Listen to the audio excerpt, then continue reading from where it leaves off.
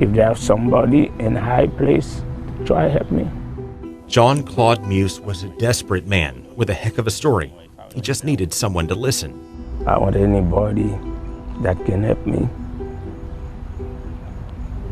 to look to see what's happened in my case. This man spent years in prison until our investigative team dug up the evidence that finally set him free. Oh, baby. The real culprit in that accident has never been found. Never been found. I don't investigate it.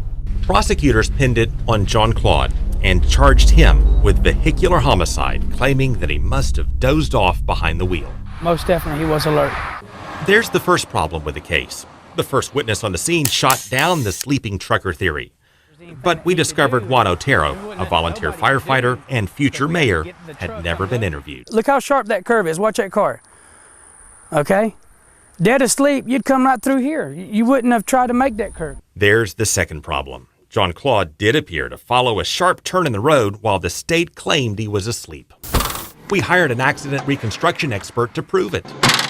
Their own diagram doesn't stand up to the physical evidence. The state's diagram showing him missing the turn as though he was asleep did not match measurements from the scene. The diagram is very, very deceiving.